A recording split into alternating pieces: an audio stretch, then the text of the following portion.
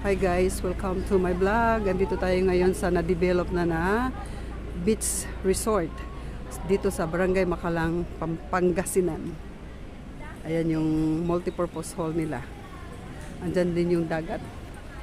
Tingnan natin yung dagat. Dito yung mga hotel nila. Yung pinakita namin kanina na dagat na hindi pa na-develop, mababa pa ang presyo nun. Pwede yung gawin yung ganito.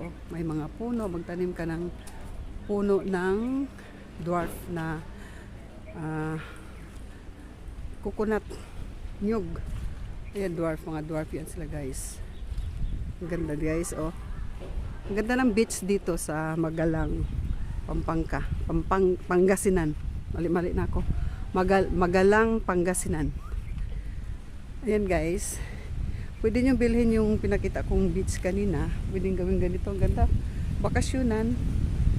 Yan, tahimik oh. Andyan yung dagat. Friendly yung dagat.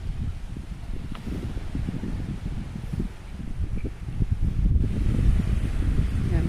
Pang for retirement ba? Yan, ang dagat oh. Yan.